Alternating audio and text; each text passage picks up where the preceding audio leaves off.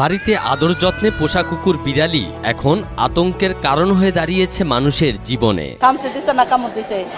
সোহাগের পোষা প্রাণীটি খেলার ছলে বুঝে না বুঝে কেটে দিচ্ছে ছোট্ট খামচি। সেই খামচি থেকে মানুষ মরে যাচ্ছে ভয়ঙ্কর জলাতঙ্কে।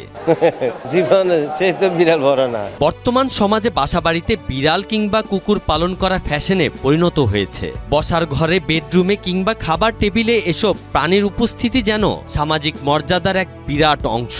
বিড়ালকে কোলে নিয়ে অথবা কুকুরের মুখে চুমু দিয়ে সেই ছবি নিজের ফেসবুকে ছড়িয়ে দেওয়া যেন আরো বড় আনন্দের নাম। এটা এখন ভাই ফ্যাশন হয়ে গেছে, ট্রেন্ড হয়ে গেছে, এটা পালতে হবে, এটা ঘরে সবাই পালে। কথায় বলে শখের তোলা ৮০ টাকা, আর এই হাসপাতালে এসে দেখা যাচ্ছে কেউ কেউ তার শখের দাম মেটাতে জীবনটাই বিপন্ন করতে বসেছে। ডাক্তাররা তো বলে যদি পালিত কোনো কিছু হয় আপনারা বিড়াল বা কুকুরের নখটা কেটে দেন, কিন্তু আমরা তো এই নখও কেটে দেই না, মানে ওই বিড়ালের কোনো সচেতনতা কোনো নেই না। প্রতিদিন শত শত মানুষ জলাতঙ্কের ভয়ে ভিড় করছে রাজধানীর মহাখালীতে অবস্থিত সংক্রামক ব্যাধি হাসপাতালে। জুতার আলমারির উপর বসেছিল, দেখে নেই, হাত দিছে, এর আগের বার 10টা ইনজেকশন দেওয়া হয়েছে এখান থেকে। কেউ নিজের সন্তানকে টিকা দিতে এনেছেন, কেউ টিকা দিতে চান পোষা কুকুরটিকে।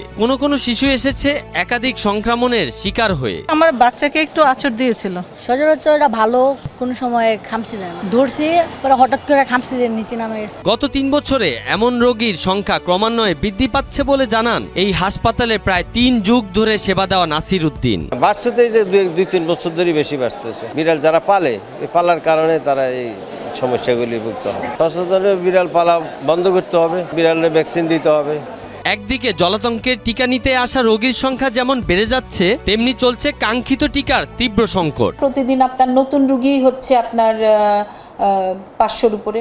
তারপর কারো সেকেন্ড ডোজ থাকে, কারো থার্ড ডোজ থাকে, কারো একটা বুস্টার ডোজ থাকে, সব মিলাই ১৪০০-র মতো হচ্ছে। পোষা প্রাণীর বিষয়ে সচেতনতার প্রয়োজন বলে মনে করেন মহাখালী সংক্রামক ব্যাধি হাসপাতালের পরিচালক FA আসমা খান। নিজেরা তো সচেতন হইতেই হবে যে একটা পেট পালতে গেলে কিন্তু তার খাবারটাও নিশ্চিত করতে হয়। দেখাচ্ছে যে খাবারের জন্য, আমরা যেটা ফেসবুকের রিলের মধ্যে দেখি যে খাবারটা দিচ্ছে না জন্য হিংস্র হয়ে সে তার মালিককে কামড় দিতেছে। বাচ্চাকে যদি কুকুরে আঁচড় বা কামড় দেয়, যদি রক্ত বের হয়, সাথে সাথে তো আমাকে ভ্যাকসিনটা দিতেই হবে। হ্যাঁ, ওই জায়গাটা আগে সাবান দিয়ে, তারপরে আপনার ইনসেকটিসাইড দিয়ে ভালো করে ধুয়ে নিতে হবে, খুব করে একদম খাড়ালা সাবান দিয়ে খুব করে ধুইতে হবে। ধোয়া হয়ে গেলে তারপর ভ্যাকসিন দিতে আসবে। জীবে দয়া করা মানুষেরই মহৎ ধর্ম, কিন্তু জীবে প্রেম দেখাতে গিয়ে সচেতন থাকার কোনো বিকল্প নেই। সময় মতো পোষা কুকুর বিড়ালের টিকা গ্রহণ নিশ্চিত করতে না পারলে অচিরেই হয়তো জলাতঙ্ক রূপ নেবে এক ভয়াবহ সংকটে। সাকিব সোহান, মাই টিভি।